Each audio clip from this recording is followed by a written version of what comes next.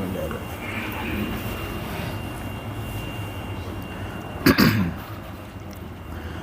الرحمن الحمد للہ نحمده ونستعینه ونستغفره ونؤمن به ونتوکل علیہ ونعوذ باللہ من شرور انفسنا ومن سیئات اعمالنا من يهده الله فلا مضل له ومن يضلله فلا هادي له ونشهد أن لا إله إلا الله وحده لا شريك له ونشهد أن سيدنا ومولانا وحبيبنا محمدا عبده ورسوله الحمد لله وكفى والصلاة والسلام على رسوله المصطفى وعلى عباده الذين ارتضى ومن بهداهم اهتدى وبآثار أهل المدينة اكتفى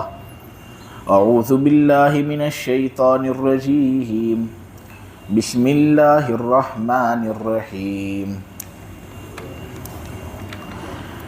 فلا أقسم بمواقع النجوم وإنه لقسم لو تعلمون عظيم إنه لقرآن كريم في كتاب مكنون لا يمسه إلا المطهرون تنزيل من رب العالمين أفبهذا الحديث أنتم مدهنون وتجعلون رزقكم أنكم تكذبون فلولا إذا بلغت الحلقوم وأنتم حينئذ تنظرون ونحن أقرب إليه منكم ولكن لا تبصرون فلولا إن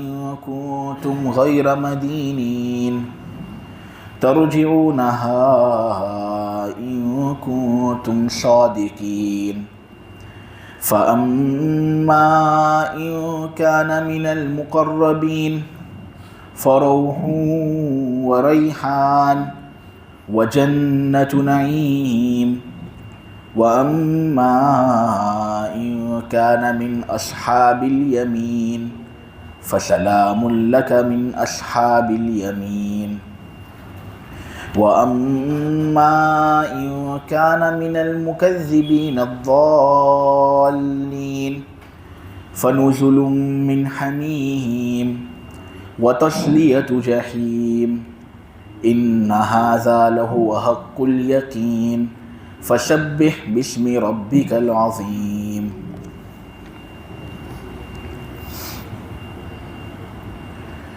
میں قسم کھاتا ہوں ان جگہوں کی جہاں ستارے ڈوب کر گرتے ہیں، اور یقین جانو اگر تم کچھ جان بوجھ رکھتے تو یہ بڑی زبردست قسم ہے. میں قسم کھاتا ہوں ان جگہوں کی جہاں ستارے ڈوب کر گرتے ہیں، اور اگر تم کچھ سمجھ بوجھ رکھتے تو سمجھ لو کہ یقیناً یہ ایک بڑی زبردست قسم ہے کہ محمد کا لایا ہوا کلام ایک عزت والا قرآن ہے جو ایک محفوظ کتاب میں پہلے سے درج ہے. پاک مخلوق کے علاوہ کوئی اس کو چھوتا بھی نہیں. اس ذات کی طرف سے یہ تھوڑا کر کے اتارا جا رہا ہے جو تمام جہانوں کا پالنہار ہے. کیا پھر بھی اس بات کے سلسلے میں تم غفلت برتتے ہو اور تم نے اپنا روزگار اسی بات کو بنا لیا ہے کہ تم اس کو جھٹلاتے رہو؟ تو پھر ایسا کیوں نہیں ہوتا کہ جب جان گلے کو پہنچ جاتی ہے اور اس وقت تم مرنے والے کو حسرت سے دیکھ رہے ہوتے ہو، اور حالت یہ ہوتی ہے کہ تم سے زیادہ اس سے ہم قریب ہوتے ہیں لیکن تمہیں کچھ نظر نہیں آتا؟ تو کیوں ایسا نہیں ہوتا کہ اگر تم پر کسی کا بس نہیں چلتا تو اگر تم سچے ہو تو اس جان کو واپس لوٹا لو، لیکن تم کبھی بھی اس کو لوٹا نہیں سکتے. سن لو، اگر وہ مرنے والا اللہ تبارک و تعالی سے قرب رکھنے والے بندوں میں سے ہے تو اس کے لیے آرام ہی آرام ہے، خوشبو ہی خوشبو ہے اور نعمتوں بھرے جنت ہے۔ لیکن اگر وہ شخص ان لوگوں میں سے ہے جس کو اس کا نامہ اعمال دائیں ہاتھ میں دیا جائے گا تو اس کے لیے بھی سلامتی ہے، اس سے کہا جائے گا کہ سلام ہو تجھ پر کہ تو ان لوگوں میں سے ہے جن کو ان کا نامہ اعمال دائیں ہاتھ میں دیا گیا۔ اور رہے وہ لوگ جو جھٹلاتے ہیں، تو اگر وہ مرنے والا شخص ان لوگوں میں سے ہے جو حق بات کو جھٹلاتا ہے، گمراہ ہے، تو اس کے لیے کھولتے ہوئے پانی کی مہمانی ہے، دوزخ کا داخلہ ہے۔ یقین جانو یہ بات بالکل یقینی ہے، سچ ہے، اس لیے اپنے پروردگار کا نام لے کر اس کی تسبیح بیان کرو جس پروردگار کی عظمت بڑی اونچی ہے۔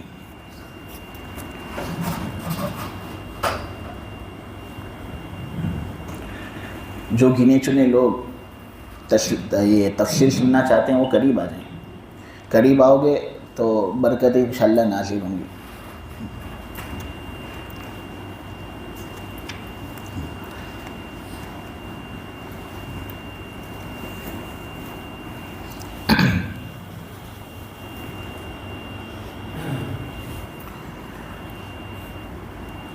اللہ تبارک و تعالی یہاں اس آخری رکوع کے اندر ان جگہوں کی قسم کھاتے ہیں جہاں ستارے گرتے ہیں، ڈوبتے ہیں، اور پھر یہ قسم کھانے کے بعد اللہ تبارک و تعالی پہلے تو یہ کہتے ہیں کہ دیکھو اگر تم کچھ سمجھ بوجھ رکھتے ہونے تو یہ بہت زبردست بڑی قسم ہے، یعنی اس قسم کے اندر آپ غور کرو، واقعتاً اس کی عظمت آپ لوگوں کے سامنے آئے گی۔ اور یہ قسم کھا کر اللہ نے یہ بات کہی ہے کہ یہ جو محمد کا لایا ہوا کلام ہے صلی اللہ علیہ وسلم، یہ بہت عزت والا قرآن ہے اور اس کی عزت کرنی چاہیے۔ یہ قسم اللہ تبارک و تعالی نے کہا اپنے اندر بڑی عظمت لیے ہوئے ہے۔ وجہ اس کی یہ ہے کہ پہلے جنات آسمان پر چڑھ جاتے تھے اور غیب کی باتیں سن لیتے تھے، چوری چپکے چپکے۔ اللہ تبارک و تعالی کی طرف سے ان کو اجازت نہیں دی گئی تھی کہ وہ آسمان پر اس طرح چڑھیں اور جا کر غیب کی باتیں سنیں، لیکن پھر بھی چپکے چپکے سن لیتے تھے۔ اور اتنی زیادہ عالم بالا کے نظام کی حفاظت اس وقت ہوتی نہیں تھی، تو یہ لوگ اپنے مشن کے اندر کامیاب بھی ہو جاتے تھے، بہت سی باتیں سن لیتے تھے اور پھر کاہنوں کے پاس آتے تھے، ان کے ساتھ کوئی مخصوص معاملہ ہوتا وہ کرتے اور غیب کی باتیں ان کو سنا دیتے۔ پھر وہ کاہن غیب کی باتیں لوگوں کو بتاتا اور لوگ یہ سمجھتے کہ کاہن غیب کی بات جانتے، جوتش غیب کی بات جانتے، حالانکہ غیب کی بات وہ نہیں جانتا، وہ تو ایک اندازہ بتا رہا ہے، ایک سنی ہوئی بات نقل کر رہا ہے جو اس نے جناتوں سے سنی۔ اب چونکہ آدمی جوتش کے پاس جاتا ہے اور یہ عقیدہ رکھتا ہے کہ اس کو غیب کا علم ہے، حالانکہ غیب کا علم اللہ تبارک و تعالی ہی کو حاصل ہے، اللہ کے علاوہ کسی کو حاصل نہیں۔ اس لیے نبی کریم صلی اللہ علیہ وسلم نے ایک صحیح حدیث کے اندر یہ بات کہی کہ جو شخص کسی جوتش کے پاس جاتا ہے اور اس کی باتوں کو سچ جان کر سچ مانتا ہے، اس نے اس دین کا انکار کیا جو محمد پر اترا ہے۔ اس لیے جوتش کے پاس جانا کفر ہے اور اس کی بات کی تصدیق کرنا بہت بڑا گناہ ہے۔ نبی کریم صلی اللہ علیہ وسلم پر بہت سے لوگ اعتراض کرتے تھے اور یہ کہتے تھے کہ یہ آدمی جوتش ہے، جناتوں کو اس نے اپنے قابو میں لے لیا ہے اور غیب کی باتیں اس طرح وہ لوگوں کو بتاتا ہے۔ اس قسم کے ذریعے سے ایسے لوگوں پر رد ہے کہ یہ کیسی بات کہ یہ کاہن کا کلام، یہ کوئی کاہن کا کلام نہیں، بات دراصل یہ ہے کہ تم بہت کم نصیحت حاصل کرتے ہو۔ کل تراویح کے اندر سورہ حاقہ کے اندر مضمون آیا وما هو بقول شاعر قلیلا ما تؤمنون ولا بقول کاہن قلیلا ما تذکرون، یہ کسی کاہن کی بات نہیں ہے، تم کتنا کم نصیحت حاصل کرتے ہو۔ اب رد اس طرح ہے کہ دیکھو یہ جناتوں کا ایک لمبا چوڑا سلسلہ تھا کہ وہ غیب کی باتیں آسمان پر جا کر سن لیتے تھے اور کاہن کو بتاتے تھے، لیکن پھر اچانک ہوا یہ کہ یہ سلسلہ بالکل بند کر دیا گیا۔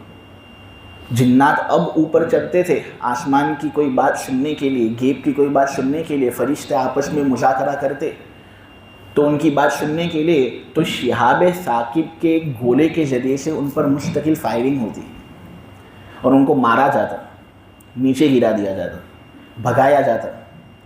ٹوٹے ہوئے ستارے کے ذریعے سے اللہ تبارک و تعالیٰ آسمان کی حفاظت کرنے لگا۔ اب جو بھی جنات اوپر جاتا ہے تو ایک ٹوٹے ہوئے تارے کے ذریعے سے اس پر مستقل فائرنگ ہوتی ہے اور اس کو وہاں سے بھگایا جاتا ہے۔ کبھی ہلاک بھی ہو جاتے ہیں یہ جنات۔ بہت آپس میں پریشان ہوئے کہ یہ تو ہمارا دھندا تھا، کاہنوں کے ساتھ ہم معاملے کرتے تھے، یہ چونکہ بہت نالائق قوم ہے، چھچوری مخلوق اس کو کہتے ہیں جنات۔ ہمارے بڑوں کی زبان سے ہم نے یہ لفظ سنا، ان کی نکالی کر رہا ہوں۔ یہ کاہنوں کے پاس جاتے ہیں اور ان کے ساتھ بالکل گھٹیا قسم کے معاملے کرتے ہیں کہ دیکھو تم کو اسلامی جو چیزیں ہیں، خدا سے منسوب جو چیزیں ہیں ان کو ذلیل کرنا ہے، خون ان پر بہانا ہے، بے ادبیاں کرنی ہے، اور بدلے میں تم کو ہم یہ سب چیزیں بتائیں گے۔ جنات ان سب چیزوں سے راضی ہوتے ہیں، شیاطین ان سب چیزوں سے راضی ہوتے ہیں۔ آج کل کے زمانے میں بھی ہوتا ہے کہ قرآن کو گندی جگہ پر رکھ لو، قرآن پر خون بہا دو، نعوذ باللہ قرآن پر پیشاب پاخانہ کرو، تو تم جو کام ہم سے چاہو گے وہ ہم کام تمہارے لیے کریں گے۔ وہ پسند کرتے ہیں ان سب چیزوں کو۔ ایپسٹین فائلز کے اندر یہ سب چیزیں تو ہمارے سامنے آتی ہیں کہ دنیا کے جو بڑے بڑے لوگ ہیں وہ ایک آئی لینڈ پر جمع ہوتے تھے اور یہ سب کام کرتے تھے چھوٹی بچیوں کے ساتھ۔ اور یہ بات بھی سننے کو ملی ہے کہ کعبہ کا غلاف بھی وہاں بھیجا جاتا تھا، کعبے کے غلاف کی بھی بے ادبیاں کرتے تھے یہ لوگ۔ اور اس سے پھر جنات ان کے کام آتے تھے، اور جنات جب ان کے کام میں لگ جاتے تو ان کی حکومت اور جو بڑا بڑا پاور ہے ان کا وہ برقرار رہتا تھا۔ اس طرح یہ جو دنیا کے آج مضبوط قسم کے لوگ سمجھے جاتے ہیں وہ اسی لیے تو اپنی مضبوطی پر قائم ہے کیونکہ ان کو غیبی مدد حاصل ہے۔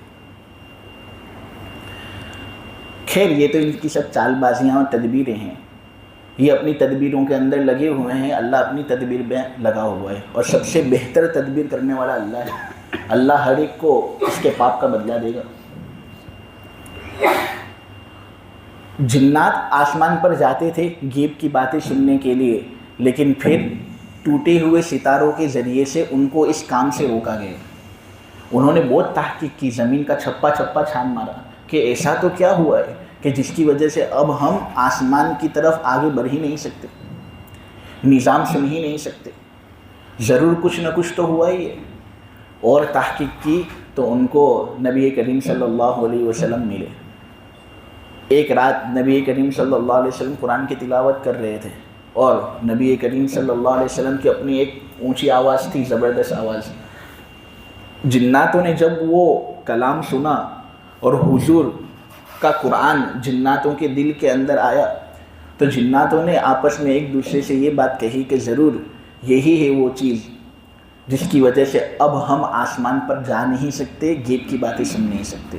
محمد صلی اللہ علیہ وسلم کو نبی بنایا گیا، اور جب حضور کو نبی بنایا گیا ہے تو آسمان کی سیکیورٹی جو ہے وہ ٹائٹ ہو گئی ہے، بالکل اور حفاظت بڑھ گئی ہے تاکہ شیطان وہاں جا کر وحی کے اندر کوئی تصرف نہ کر سکے، جنات اپنی طرف سے کچھ کلام کے اندر ملا نہ سکیں۔ پھر سورہ جن کے اندر مضمون آتا ہے جو کل تراویح کے اندر پڑھا گیا۔ ان لوگوں نے قرآن سنا، بڑا اثر ہوا ان کو، اپنی بستی میں گئے، دعوت کی، کہا کہ اب ہم کسی کے ساتھ شرک نہیں کریں گے، ہم بگڑی ہوئی مخلوق ہیں لیکن ہم کو بگاڑنے کے اندر فقط ہمارا ہاتھ نہیں، انسانوں کا بھی ہاتھ ہے۔ انہوں نے کہا کہ انسان جب کسی جنگل وغیرہ کے اندر جاتے ہیں، سفر وغیرہ کرتے ہیں، اکیلے ہوتے ہیں، تو بہت سے انسان ایسے ہوتے ہیں جو جناتوں کی پناہ مانگتے ہیں، اللہ کی پناہ مانگنے کے بجائے جناتوں کے سردار کی پناہ مانگتے ہیں۔ تو اس طرح جنات کو جو رتبہ دینا چاہیے تھا اس سے زیادہ کا رتبہ انسانوں نے دے دیا ہے۔ ہندوستان کے اندر ایسا ہی ہے، آدمی کے ساتھ ذرا دو تین کچھ بری بات ہوتی ہے تو آدمی یہی سمجھ لیتا ہے کہ جنات کا کوئی تصرف ہے۔ یہ دراصل ہندوانہ قوم کے ساتھ چونکہ ہماری مجاورت زیادہ ہے نا، اور وہ بھوت وغیرہ کے اندر بہت زیادہ مانتے ہیں، اس لیے ان کی بری عادتیں ہمارے اندر بھی آ چکی۔ اتنا زیادہ اللہ نے ان کو تصرف نہیں دیا، تسلط نہیں دیا۔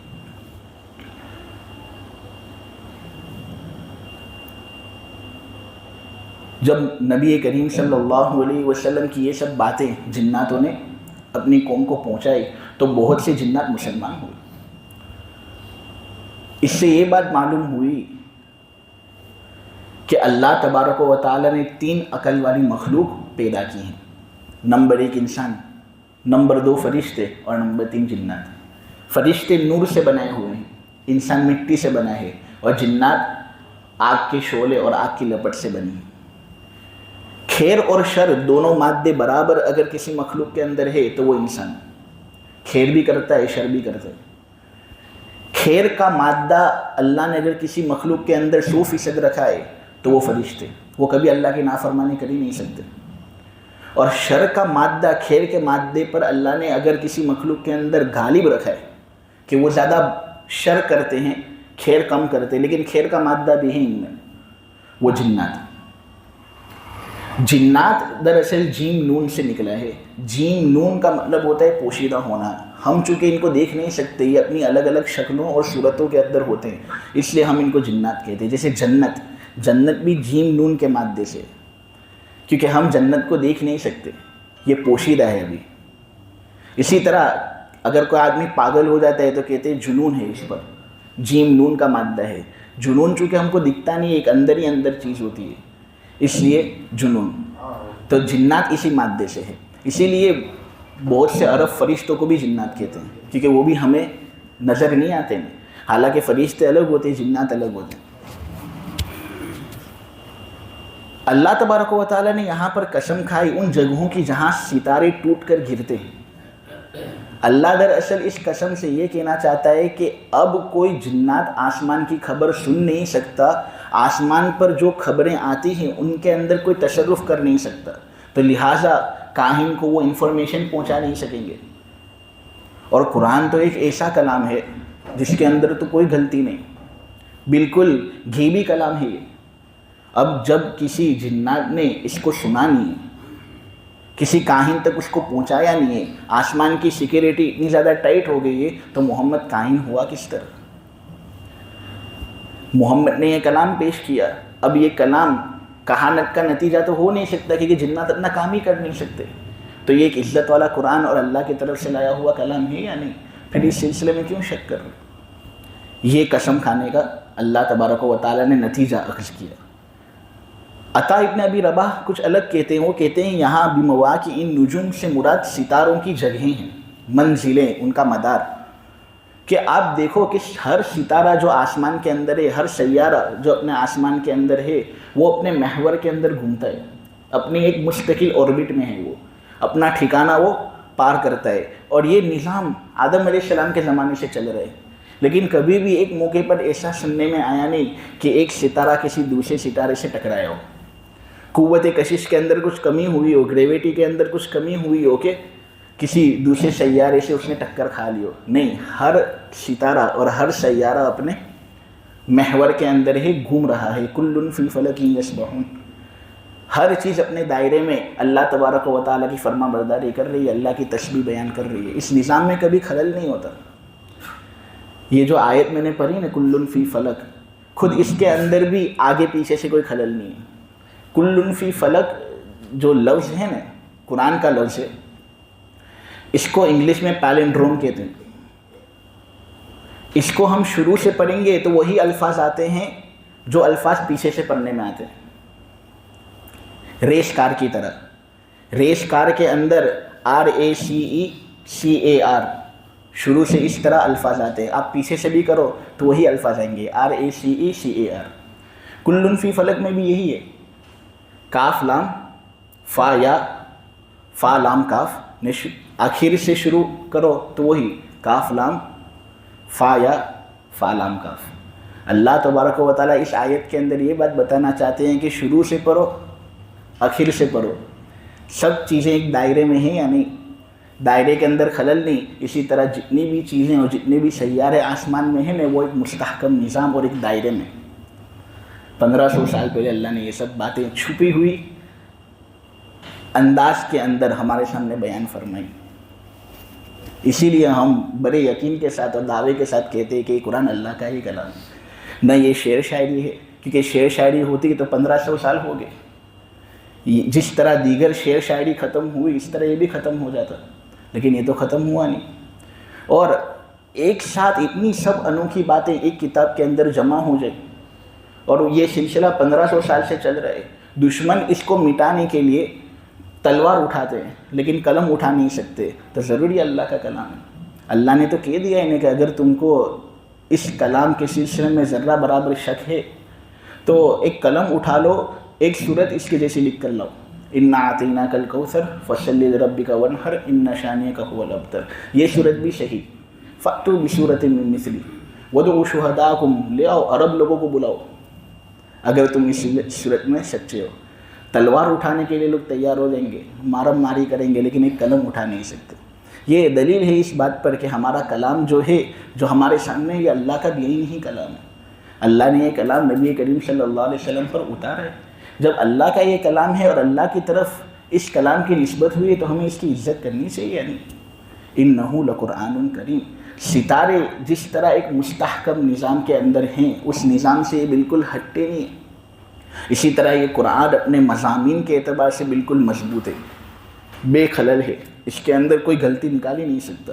یہ نتیجہ نکلا اس قسم سے. اللہ کہہ رہے ہیں کہ اگر تم کچھ جان بوجھ رکھتے, سمجھ بوجھ رکھتے, تو تم سمجھ جاتے کہ یہ قسم جو ہے واقعتاً بہت زبردست قسم ہے. قرآن اس کلام کو کہتے ہیں جس کو بہت زیادہ پڑھا جاتا ہو. عربی کے اندر قرآن اس کو کہتے ہیں جس کو بہت زیادہ پڑھا جاتا ہو. چونکہ یہ کتاب دنیا کے اندر سب سے زیادہ پڑھی جانے والی کتاب ہے, اس کو آدمی سب سے زیادہ پڑھتا ہے, اس لیے اس کتاب کو قرآن کہتے ہیں. اس کے اور بھی نام ہے, اس کو قرآن کے علاوہ ہم ذکر بھی کہہ سکتے ہیں, سب سے بڑا ذکر یہی. فرقان بھی کہہ سکتے ہیں, حق اور باطل کے درمیان فرق کرنے والی چیز. تنزیل بھی کہہ سکتے ہیں, وہ چیز جس کو تھوڑا تھوڑا کر کے اتارا گیا. 23 سالہ عرصے کے اندر یہ کتاب اتری. اور بہت سے نام ہیں اس کتاب کے. اس کو الکتاب بھی کہہ سکتے ہیں, دا کتاب, دا بک, یعنی سب سے بہتر بک, سب سے بہتر کتاب. اللہ تبارک و تعالیٰ آگے یہ کہتے ہیں کہ یہ ایک محفوظ کتاب میں پہلے سے درج ہے. یعنی اللہ تبارک و تعالیٰ نے ایک لمبے زمانے پہلے, جب ہم بالکل عدم تھے, ہمارا وجود تھا نہیں, آدم علیہ السلام کا بھی وجود تھا نہیں, سب سے پہلی چیز جو اللہ تبارک و تعالیٰ نے پیدا کی وہ ہے قلم. ابو داود کے اندر ہے کہ اللہ تبارک و تعالیٰ نے سب سے پہلی مخلوق جس کو پیدا کیا وہ قلم. اور پھر اللہ تبارک و تعالیٰ نے اس قلم سے کہا کہ لکھ. قلم نے کہا میں کیا لکھوں؟ اللہ تبارک و تعالیٰ نے کہا قیامت کے دن تک ہونے والی جتنی چیزیں ہیں ان کو لکھ.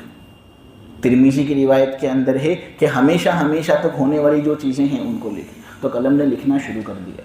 جب وہ لکھنا شروع کرتی ہے تو اس لکھان کے اندر ہی اللہ تبارک و تعالیٰ نے پورا قرآن بھی لکھ دیا تھا. اللہ یہ کہنا چاہتے ہیں. تو جناتوں کے پیدا ہونے سے پہلے یہ قرآن لکھا ہوا ہے. جنات کہاں سے یہ کلام پیدا کر سکتے ہیں اور کاہنوں کو سنا سکتے ہیں؟ قرآن بہت بالا تر ہے. کتاب مکنون سے یہاں پر مراد لوح محفوظ ہے. لوح محفوظ ایک تختی ہے جس پر اللہ تبارک و تعالیٰ نے تمام چیزوں کی تقدیریں لکھ دی. ہونے والی جتنی چیزیں ہیں اللہ تبارک و تعالیٰ نے اس تختی کے اندر لکھ دیا.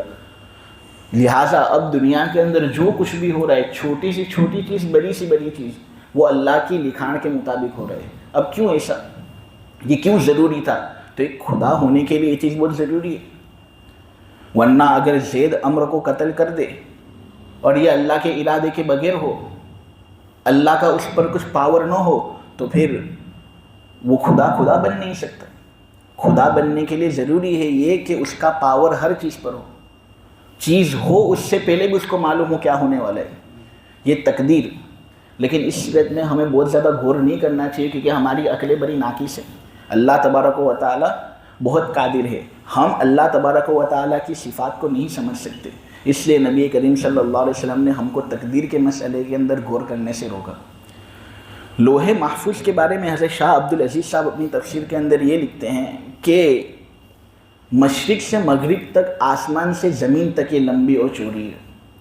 اس کے ارد گرد سنہری چیزیں ہیں، جواہرات، موتیاں، سونا چاندی، اور اس کے اندر جو حروف ہیں وہ سب نور کے بنے ہوئے حروف ہیں۔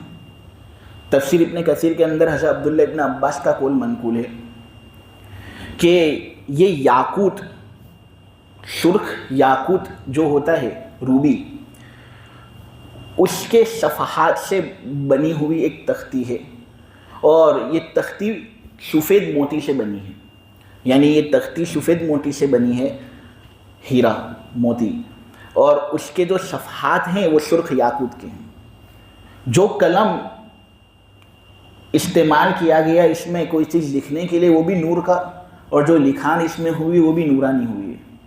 اللہ تبارک و تعالیٰ نے تمام چیزیں اس کے اندر لکھ دی ہے، یہ قرآن بھی اس کے اندر لکھ دی ہے۔ اور وہ جو لوح محفوظ ہے، پاک مخلوق کے علاوہ کوئی اس کو چھو نہیں سکتا۔ پاک مخلوق سے یہاں پر مراد فرشتے ہیں۔ سب سے زیادہ راجح تفسیر یہ ہے۔ اللہ یہ کہنا چاہتے ہیں کہ آپ لوگ یہ سمجھتے ہو کہ نعوذ باللہ یہ قرآن شیطانی کلام ہے۔ محمد ایک کاہن تھا، جوتش تھا، شیطان اس کو یہ سب بتاتے تھے۔ ارے شیطان تو لوح محفوظ کے قریب بھی نہیں جا سکتے، وہاں پر تو سخت پہرا ہوتا ہے، اور جو پاک فرشتے ہوتے ہیں نا، وہ بھی جبریل امین جیسے فرشتے، ہائی درجے کے فرشتے، وہی وہاں جا سکتے ہیں اور کلام کو لے سکتے ہیں اور منتقل کر سکتے ہیں۔ تو لہٰذا اس کو جوتش کا کلام کہنا بالکل صحیح نہیں۔ اس سے یہ بات ہم کو یہ معلوم ہوتی ہے کہ جس طرح وہاں لوح محفوظ کو پاک مخلوق ہی چھوتی ہے، اسی طرح دنیا کے اندر اس قرآن کو بھی پاک مخلوق ہی چھوئے۔ وضو کر کے ہی آدمی کو قرآن چھونا چاہیے، اور اگر آدمی حدث اکبر کے اندر مبتلا ہو، غسل کی حاجت ہو، تو غسل کر کے ہی اس قرآن کو چھوئے، اس کے بغیر چھونے کی اجازت نہیں۔ حدیث کے اندر آتا ہے، امام مالک نے بیان کی ہے یہ حدیث، امام دارقطنی نے یہ حدیث بیان کی ہے کہ پاک آدمی کے علاوہ کوئی شخص قرآن کو نہ چھوئے۔ اب یہ حدیث اپنی تمام سندوں کے ساتھ ضعیف ہے، ہر سند کے اندر کوئی نہ کوئی ضعف ہے، لیکن میں یہی کہنا چاہتا ہوں کہ دیکھو جتنی بھی سندیں اس حدیث کی ہے سب ضعیف ہے، لیکن کیا کوئی بھی عالم دنیا کے اندر ایسا ہے جو یہ کہتا ہو کہ قرآن کو بغیر وضو کے چھو سکتے ہیں؟ وہ یہاں پر نہیں کہے گا حدیث ضعیف، حدیث ضعیف، آپ سمجھے؟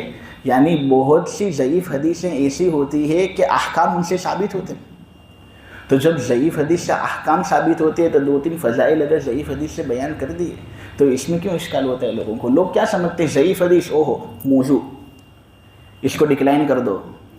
نہیں، ایسا نہیں ہوتا۔ ضعیف حدیث کو بالکل ڈکلائن نہیں کرتے، بالکل رد نہیں کرتے، اس کو بھی قبول کرتے ہیں۔ دیکھو قرآن کو چھونے کا جو مسئلہ ہے، وضو کا ہونا اس کے لیے ضروری ہے، یہ ضعیف حدیث سے ثابت ہے، لیکن ہم اس سے احکام ثابت کرتے ہیں۔ ہاں، لیکن اگر قرآن پر کوئی غلاف ہو اور وہ غلاف ایسا ہو کہ اس کو الگ کرنا ممکن ہو اس کو توڑے بغیر، تو پھر اس قرآن کو ہم بغیر وضو کے چھو سکتے ہیں۔ دیکھو مثلا اس قرآن پر بھی غلاف ہے، لیکن یہ غلاف ایسا ہے کہ اگر میں اس کو الگ کرنا چاہوں نا تو یہ ٹوٹ جائے گا، تو اس کو چھونے کے لیے بھی وضو کا ہونا ضروری۔ کوئی یہ نہ سمجھے کہ یہ بھی غلاف تو اس کو بھی میں نے وضو کے بغیر چھو لیا، نہیں، کیونکہ اس کو اگر الگ کرنا چاہوں گا تو ٹوٹ جائے گا یہ، لہٰذا یہ تو قرآن ہی کا حصہ ہے، اس کو چھونے کے لیے وضو کا ہونا ضروری ہے۔ ہاں، لیکن اگر کوئی لال کلر کا جو غلاف جس طرح آپ کے سامنے ہے اس طرح قرآن پر رکھے، اس کو اب الگ کرنا بغیر توڑے ممکن ہے نا، تو اس کو ہم چھو سکتے ہیں بغیر وضو کے۔ موبائل کے اندر ہم قرآن پڑھتے ہیں، موبائل کے اندر قرآن پڑھنا 100% صحیح ہے، حلال ہے، یہ کوئی ناجائز کام نہیں۔ لیکن اگر آدمی موبائل کے اندر قرآن کو کھولے تو اس کو یہ سمجھنا چاہیے کہ یہ جو اسکرین والا حصہ ہے نا یہ قرآن ہے، لہٰذا اس اسکرین کو ہاتھ لگانے کے لیے بھی وضو کا ہونا ضروری ہے، بغیر وضو کے وہ اسکرین کو ہاتھ نہیں لگا سکتا۔ حدیث میں ممانعت وارد ہے۔ ہاں، لیکن اگر موبائل کا اطراف اس طرح بغیر وضو کے پڑھنا ہو، کنارہ اگر وہ بغیر وضو کے ہاتھ لگا رہا ہے، تو قرآن اگرچہ ڈسپلے کے اندر ہے، مفتیان کرام نے یہ بات کہی ہے کہ اس کو بغیر وضو کے ہاتھ لگا سکتے، کوئی حرج نہیں، اسکرین کو آدمی بغیر وضو کے ہاتھ نہ لگے، اور وہ بھی اس وقت جب قرآن کا اپلیکیشن چالو ہو، جاری ہو، ورنہ اگر وہ بند ہو تو پھر کوئی حرج نہیں۔ یہ کتاب ایسی ہے جو ایسی ذات کی طرف سے تھوڑا تھوڑا کر کے نازل کیا جا رہا ہے جو تمام جہانوں کا رب ہے۔ 23 سالہ عرصے کے اندر یہ پورا قرآن نبی کریم صلی اللہ علیہ وسلم پر اترا۔ شروع ہوا ربیع الاول کے مہینے میں، ختم ہوا ذو الحجہ کے مہینے میں، اور یہ 23 سالہ عرصے کے اندر یہ کتاب نازل ہوئی۔ لوگ اشکال کرتے ہیں کہ جب 23 سالہ عرصے کے اندر یہ کتاب اتری، ربیع الاول میں شروع ہوئی، ذو الحجہ کے اندر ختم ہوئی، تو شب قدر کے اندر کہاں سے نازل ہوئی؟ حالانکہ قرآن کے اندر ہے کہ ہم نے قرآن کو شب قدر میں نازل کیا، اور شب قدر کی فضیلت نزول قرآن ہی کی وجہ سے ہے۔ تو آپ ذرا سمجھے کہ دیکھو نازل ہونا 2 مرتبہ ہوا۔ عبداللہ ابن عباس جو نبی کریم صلی اللہ علیہ وسلم کے چچا زاد بھائی تھے، انہوں نے یہ بات کہی کہ لوح محفوظ سے قرآن ایک ہی رات میں اترے دنیا کے آسمان تک، اور وہ شب قدر کی رات۔ اور پھر جب آسمان دنیا پر یہ کلام ایک مرتبہ اتر چکا ایک ہی رات میں، تو پھر 23 سالہ عرصہ اس کو لگا یہاں دنیا کے اندر منتقل ہونے میں۔ تو لوح محفوظ سے دنیا کے آسمان پر یہ کلام ایک ہی رات میں اترا یا نہیں؟ تو اس لیے ہم کہتے ہیں کہ شب قدر کے اندر یہ اترنا ہوا تھا، اور شب قدر کی فضیلت اسی لیے بہت زیادہ ہے۔ کتنی فضیلت! نبی کریم صلی اللہ علیہ وسلم نے ایک مرتبہ بنو اسرائیل کے بعض عابدوں کا تذکرہ کیا کہ انہوں نے 500 سال تک عبادت کی، 72 سال تک انہوں نے عبادت کی، 1000 مہینوں تک انہوں نے عبادت کی۔ تذکرہ کر رہے تھے، ان کے بلند درجوں کو بیان کر رہے تھے۔ صحابہ بڑے غمگین ہو گئے کیونکہ یہ عمل کرنے والے لوگ ہوتے تھے۔ صحابہ نے یہ بات کہی کہ اللہ کے رسول صلی اللہ علیہ وسلم، پچھلی امت کے اندر عبادت کرنے والے لوگ اتنی زیادہ عبادت شاید اس لیے زیادہ کرتے ہوں کیونکہ ان کی عمریں بھی زیادہ تھی۔ نوح علیہ السلام کی عمر کے بارے میں آپ دیکھیں، 1000 سال سے زیادہ کی عمر تھی۔ بہت سے لوگ عبادت اس لیے زیادہ کر پاتے کیونکہ ان کی عمریں زیادہ ہوتی ہے۔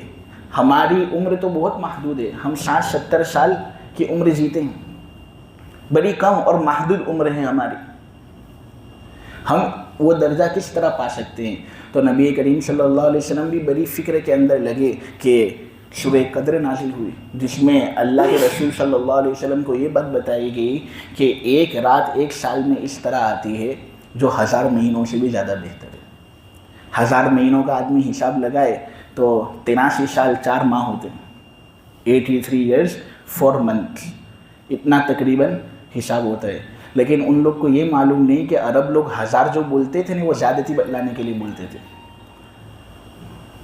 یعنی ان لوگ کو گنتی آتی نہیں تھی، گنتی بہت زیادہ کر نہیں سکتے تھے، تو کسی چیز کی زیادتی بتانے کے لیے 1000۔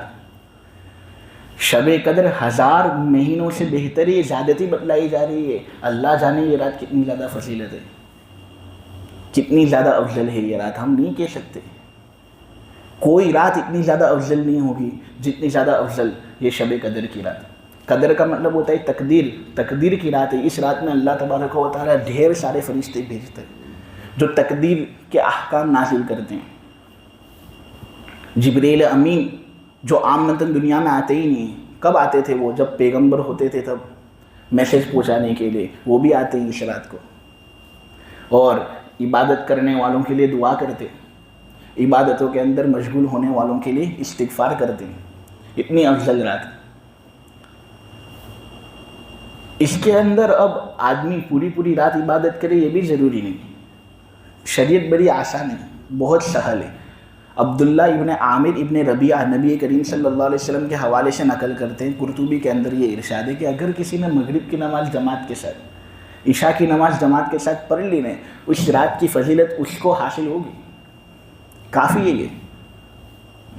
لیکن اس کے باوجود ماشاءاللہ بہت سے لوگ جاگتے ہیں، لیکن افسوس یہ ہوتا ہے کہ مغرب کی نماز ہی جماعت کے ساتھ نہیں پڑھتے، بعد میں پڑھتے ہیں، افطاری کے اندر ہی مشغول ہوتے ہیں لوگ۔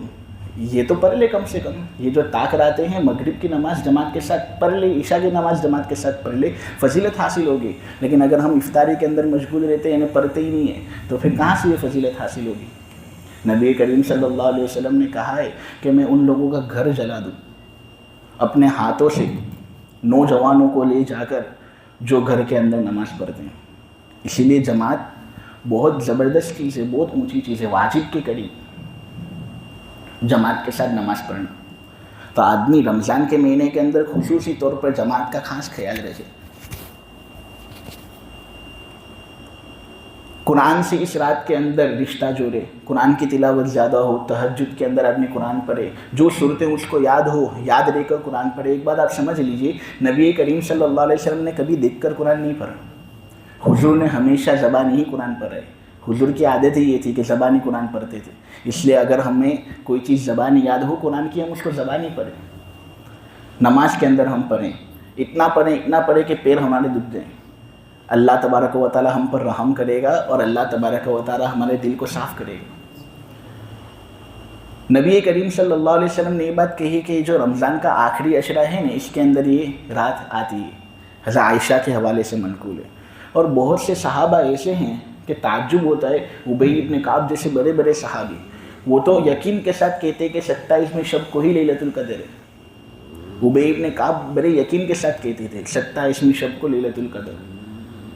عبداللہ یہی کہتے تھے کہ 27ویں شب کو لیلۃ القدر، بڑے یقین کے ساتھ۔ اسی لیے ہمارے علماء یہ کہتے ہیں کہ دیکھو لیلۃ القدر کی تعین ہم سے ہو نہیں سکتی، یہ رات اللہ نے ہم سے چھپا کر رکھی ہے، اور اس کو چھپا کر رکھنا ہی اس کی قیمت کو دو بالا کرتے ہیں، کیونکہ چھپا کر رکھی ہوئی موتیاں قیمتی زیادہ ہوتی ہیں اور ان کو حاصل کرنا پڑتا ہے۔ لیکن پھر بھی علماء یہ کہتے ہیں کہ دیکھو یہ جو تاک راتیں ہیں نا، ان تاک راتوں میں یہ رات گھومتی ہے، اسی طرح تاک رات کے علاوہ بھی جو راتیں ہیں اس کے اندر بھی یہ رات گھومتی ہے۔ یعنی کسی ایک سال 21ویں شب کو ہوگی، دوسرے سال شاید 22ویں شب کو ہو، تیسرے سال 23ویں شب کو ہو، 24ویں شب کو ہو، لیکن زیادہ تر تاک رات میں آتی ہے، اور اس میں بھی زیادہ تر 27ویں شب کو ہوتی ہے۔ زیادہ تر نبی کریم صلی اللہ علیہ وسلم نے یہ بات کہی ہے کہ قرآن 4 لوگوں سے حاصل کرو، قرآن کا علم 4 لوگوں سے حاصل کرو۔ اس میں نبی کریم صلی اللہ علیہ وسلم نے ابی ابن کعب کا نام لیا۔ قرآن کو ابی ابن کعب سے زیادہ کون سمجھتا ہو؟ انہوں نے سورہ قدر دیکھی اور لوگوں سے بڑے یقین کے ساتھ کہا 27ویں شب کو ہی لیلۃ القدر ہے۔ حضرت بلال کہتے تھے 23ویں شب کو لیلۃ القدر ہے۔ اقوال ہیں الگ الگ، لیکن پھر بھی 27ویں شب کی ہم بہت زیادہ قدر کریں، بہت اونچی رات ہے۔ اسی لیے ہم مساجد کے اندر قرآن 27ویں شب کو ہی ختم کرتے ہیں، تاکہ ایک فضیلت تو اس رات کی ہے ہی اپنی جگہ پر۔ قرآن ختم کریں گے، دعا مانگیں گے، اللہ ہماری دعا قبول کر لے گا۔ کون اپنی مغفرت کرانا نہیں چاہتا؟ گنے چنے دن باقی۔ رمضان کیسے شروع ہوا تھا؟ یہ تفسیر کا سلسلہ شروع کیا، بہتے ہوئے پانی کی طرح سب ایام گزر گئے، اور جو گنے چنے دن باقی ہیں نا، اللہ کی قسم کھاتا ہوں پہلے جو دن تھے نا اس سے بھی زیادہ تیزی کے ساتھ گزر جائیں گے۔ آدمی کو پتہ ہی نہیں چلے گا کہ گزر گیا رمضان۔ اس لیے آدمی خوب اس وقت کو غنیمت سمجھے اور اس وقت کی قدر کرے، کچھ نہ کچھ کر لے، اللہ سے اپنی مغفرت کروا لے۔ کیا معلوم آئندہ سال رمضان کا کسی کو نصیب ہوتا بھی ہے یا نہیں۔ اللہ تبارک و تعالیٰ آگے یہ کہتے ہیں کہ دیکھو اس بات کے سلسلے میں غفلت برتنا اچھی بات نہیں، تم نے تو اپنا روزانہ روزگار ہی اسی بات کو بنا لیا ہے کہ تم اس بات کو جھٹلاتے رہتے ہو۔ چلو اگر تم یہ سمجھتے ہو کہ تم پر کسی کا بس نہیں چلتا، تم یہ سمجھتے ہو کہ حساب و کتاب ہمارا کون کرے گا، ہم تو سیٹ لوگ، صورت کے اندر ہم تجارت کرتے ہیں، ہمارے نگرانی کے اندر بہت سے بچے کام کرتے ہیں، ہمارا کوئی حساب کتاب لینے والا نہیں ہے۔ تو اللہ یہ کہتا ہے اچھا، تو جب جان گلے کو پہنچ جاتی ہے تب بہت سے رشتہ دار سب لوگوں کے مر گئے ہوں گے ان کے سامنے، اللہ یہ کہتا ہے کہ جب وہ مر رہے ہوتے ہیں اور ان کا انتقال ہو رہا ہے، تمہارا دلی لگاؤ ان سے ہوتا ہے یا نہیں؟ کسی کے والد صاحب ان کے سامنے فوت ہو گئے، کسی کی والدہ فوت ہو گئی، کسی کے دادا، کسی کی دادی، آدمی ہاتھ پکڑتا ہے، سورہ یاسین پڑھتا ہے، سورہ فاتحہ پڑھتا ہے، دم کرتا ہے، جو جھاڑ پھونک کرنی ہوتی ہے وہ کرتا ہے، لیکن کبھی بھی ایک مرنے والے شخص کو کیا وہ بچا سکتے ہیں؟ اللہ یہ کہنا چاہ رہا ہے کہ تم کبھی بھی موت سے اپنا آپ کو بچا نہیں سکتے۔ موت ایک حقیقت ہے جس کا تلخ جام ہر ایک کو پینا ہے، یہ تلخ گھونٹ ہیں لیکن ہر ایک کو اس کو پینا ہے۔ تو اگر تم یہ سمجھتے ہو کہ تم پر کسی کا بس نہیں چلے گا، تو اپنے رشتہ داروں کو اور اپنے آپ کو موت سے ذرا بچا کر دکھاؤ۔ تم کبھی نہیں بچا سکتے۔ اونچی اونچی بلڈنگوں کے اندر چلے جاؤ، نشستیں قائم کر لو، کمرے بند کر لو، لیکن اگر موت کا پنجہ وہاں پر آنا ہے تو وہاں پر بھی آئے گا۔ बड़े बड़े बादशाहों को मौत आई। आज से 100 साल पहले ऐसे लोग यहाँ पर गुजरते थे, चलते फिरते थे, तो ये समझते थे कि हमारे बगैर तो दुनिया आगे बढ़ ही नहीं सकती, लेकिन आज बढ़ रही है। उनका नाम और निशान ही मिट गया। मौत से किसको रुस्तगारी है, आज वो तो कल हमारी बारी। इसलिए जब मौत के सिलसिले में हम अल्लाह से बिल्कुल आजिज़ हैं, तो कभी हम ये न समझें कि अल्लाह का बस हम पर नहीं चल सकता, अल्लाह बहुत कादिर है, हिसाब व किताब होगा। हाँ, फिर अल्लाह ने सूरह वाक़िया के आखिर के अंदर 3 तरह के लोगों को वापस बयान किया, जिनका तफसीली ज़िक्र पहले हो चुका। मुकर्रब लोग, अस्हाब यमीन और अस्हाब शिमाल। मुकर्रब लोग वो आला दर्जे के लोग जिनको जन्नत के अंदर पहला नंबर हासिल होगा। अस्हाब यमीन पहला नंबर तो उनको हासिल नहीं होगा, लेकिन ये भी अच्छे लोग ही हैं। अल्लाह तबारक व तआला उनको जन्नत के अंदर रखेगा। आला नेमतें सही नहीं मिलेंगी सही, लेकिन उनको कम दर्जे की नेमतें मिलेंगी। और अस्हाब शिमाल वो नाकाम लोग जिनको उनका नामा अमल बाएं हाथ में दिया जाएगा। अल्लाह हमारी हिफाजत करे। अल्लाह ये कह रहे हैं कि अगर वो मरने वाला मुकर्रब बंदे में से है, अल्लाह से उसने खुसूसी तकर्रुब किया है, बहुत इबादतें करता था, हुकूकुल्लाह हुकूकुल इबाद की रियायत उसने की, तो उसके लिए तो आराम ही आराम, खुशबू ही खुशबू है और नेमतों से भरा हुआ एक बाग है। लेकिन अगर उसको नामा अमल दाएं हाथ में दिया जाएगा तो वो भी अच्छे ठिकाने के अंदर है, उसके लिए भी सलामती ही सलामती है। लेकिन अगर वो झुटलाने वाले लोगों में से है, गुमराह लोगों में से, उसको उसका नामा अमल बाएं हाथ में दिया गया, तो फिर उसके लिए खुलते हुए पानी की मेहमानी है, जहन्नम के अंदर दाखिला है। देखो ये बात बिल्कुल यकीन है। इसलिए तुम अपने परवरदिगार के नाम के साथ उसकी तस्बीह बयान करो जो पालनहार बड़ी अजमत वाला है। ये आयत जब नाजिल हुई ने तो हज़रत उक़बा बयान करते नबी करीम सल्लल्लाहु अलैहि वसल्लम ने कहा कि देखो रुकू के अंदर कुरान पढ़ना बंद कर दो। रुकू के अंदर कुरान पढ़ना मना है, ममनू है। अब रुकू करना है तो क्या पढ़ना है, तो सुबहान रब्बियल अज़ीम पढ़नी है। ये आयत जब नाजिल हुई तब नबी करीम सल्लल्लाहु अलैहि वसल्लम ने रुकू के अंदर सुबहान रब्बियल आला, सुबहान रब्बियल अज़ीम को मशरू किया और फिर कहा कि सज्दे के अंदर तुमको सुबहान रब्बियल आला पढ़ना है, जिस तरह सब्बिह इस्म रब्बिकल आला के अंदर है ना कि अपने परवरदिगार की तस्बीह बयान करो जिसकी शान बड़ी ऊंची है। तो उसकी वजह से हुजूर ने सज्दे के अंदर सुबहान रब्बियल आला वाली तस्बीह को रखा और रुकू के अंदर सुबहान रब्बियल अज़ीम वाला ज़िक्र रखा। तो हम रुकू के अंदर कुरान वगैरह न पढ़ें, ये तस्बीह पढ़ें। सूरह वाक़िया इस तरह अल्लाह के फजल से आप लोगों के सामने मुकम्मल हुई। इसके अंदर 3 बुनियादी मौजू अल्लाह तबारक व तआला ने रखे। सबसे पहला मजमून जो अल्लाह ने इसके अंदर रखा वो जज़ाए अमल का मौजू था। दूसरा अमल कुरान की हक्कानियत बयान किया गया इस सूरत के अंदर। और तीसरा मौजू जो इस सूरत के अंदर बयान हुआ वो अल्लाह की नेमतें। अल्लाह ने अपनी ढेर सारी नेमतें हमारे सामने बयान की और कहा कि तुम इसका शुक्र अदा करो, नाशुक्री करना अच्छी बात नहीं। शुक्र तो बहुत से लोग करते हैं, लेकिन बहुत से लोग शुक्र के अंदर आगे बढ़ जाते हैं और बड़ाई के अंदर भी मुब्तला हो जाते हैं, अपनी बड़ाई। हालांकि बड़ाई करने से मशाइख ने ये बात लिखी है कि नेमतें छीन ली जाती है, मसलूब हो जाती हैं। एक आदमी था, जब ये अखंड भारत था, हिंदुस्तान पड़ोसी मुल्क और बहुत से मुल्क सब साथ में थे, तो एक आदमी था जिसको अंग्रेज़ ने एक बहुत बड़ी ज़मीन दे दी थी। तो उसके पास काफ़ी पैसा था। कहते थे कि 3 गांव उसके कब्ज़े में थे। जब लोग स्टेशन पर जाते थे, रेलवे ट्रेन के अंदर बैठते थे, तो ट्रेन एक स्टेशन पर होती तो वो स्टेशन भी उसका, दूसरे स्टेशन पर जाती दूसरा स्टेशन भी उसका, और तीसरे स्टेशन पर जाती तीसरा स्टेशन भी उसका। कितना सब माल होगा उसके पास।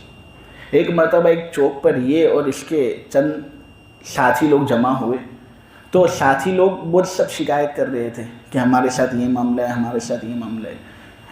ये सब ऐसी बातें कर रहे थे। एक तरफ ये भी था, वो सबको कहना उसने शुरू कर दिया कि तुम लोग कितनी छोटी छोटी बातों पर इस तरह बहसें करते हो। तुम तो इसी फिक्र के अंदर लगे रहते हो कि हमारा माल किस तरह हमारे पास आएगा, हम माल किस तरह कमाएंगे। तुम इस फिक्र के अंदर लगे रहते हो कि तुम माल किस तरह कमाओगे। मेरी तो ये फिक्र होती है कि वो माल किस तरह खर्च करूँ। तुम्हारा माल अगर बहुत ज़्यादा भी हो तो वो 7 पीढ़ियों तक चलेगा, मेरा माल तो डायरेक्ट 21 पीढ़ियों तक चलेगा। ऐसी बड़ी बात उसने एक चौक के अंदर एक भरे मजमे के सामने कही थी। खुदा का करना ऐसा हुआ 6-7 महीनों के अंदर उसका इंतकाल हो गया। اور یہ جو اس کا مال تھا نا، یہ وراثتاً اس کے بیٹے کو ملا. بیٹے کی سنگت اچھی نہیں تھی، سب لوگوں کے ساتھ ملنا جلنا تھا، تو عیاشی کے اندر اس نے سارا مال خرچ کر دیا. پھر لوگ کہنے والے کہتے ہیں کہ وہ جو چوک تھا نا جہاں پر اس نے وہ بڑی بات کی تھی، اس کا بیٹا جب اس نے اپنے والد کی تمام پراپرٹیاں بیچ ڈالی، قرضے کے اندر آ گیا اور خوب کنگال ہو گیا، تو اسی چوک کے اندر اس کے بیٹے کو دیکھا گیا بھیک مانگتا ہوا. یہ ہوتا ہے ان لوگوں کا انجام جو بڑی باتیں کہتے ہیں. اللہ تبارک و تعالیٰ یہ کہتا ہے قرآن کے اندر، دیکھو تم اپنے آپ کو بہت زیادہ پاک صاف مت سمجھو، جب تم چھوٹے بچے تھے اس وقت سے ہم تم سے واقف ہیں. لہٰذا بڑی بات اور بڑی بول کی وجہ سے آدمی پر کی گئی نعمتیں چھین لی جاتی ہے. اللہ تبارک و تعالیٰ کہنے کو قبول فرمائے، سننے کو قبول فرمائے، سب سے زیادہ عمل کی توفیق عطا فرمائے. سبحانک اللہم و بحمدک و تبارک اسمک و تعالی جدک و لا الہ غیرک. یا رب صلی وسلم دائما ابدا علی حبیبک خیر الخلق کلہم. اے اللہ ہمارے گناہوں کو معاف فرما، مولا ہماری خطاؤں سے درگزر فرما. اے اللہ ہمارا دل گناہ کر کے سیاہ ہو چکا ہے. اے اللہ رمضان کے گنے چنے دن باقی ہیں، مولا ہماری مغفرت فرما دے. مولا ہم سے جو گناہ کی لت لگ چکی ہے، اے اللہ اس کو تو ہٹا کر ہماری سیئات کو حسنات سے مبدل فرما دے. اے اللہ تو اپنی مرضیات پر ہمیں زیادہ سے زیادہ چلا کر تیری نامرضیات سے ہماری پوری پوری حفاظت فرما. اے اللہ خیر کے فیصلے فرما، شر کے فیصلے مت فرما. مولا کریم سکھ کے فیصلے فرما، دکھ کے فیصلے مت فرما. مولا ہم تجھ سے عزت کا سوال کرتے ہیں، ذلتی سے تیری پناہ مانگتے ہیں.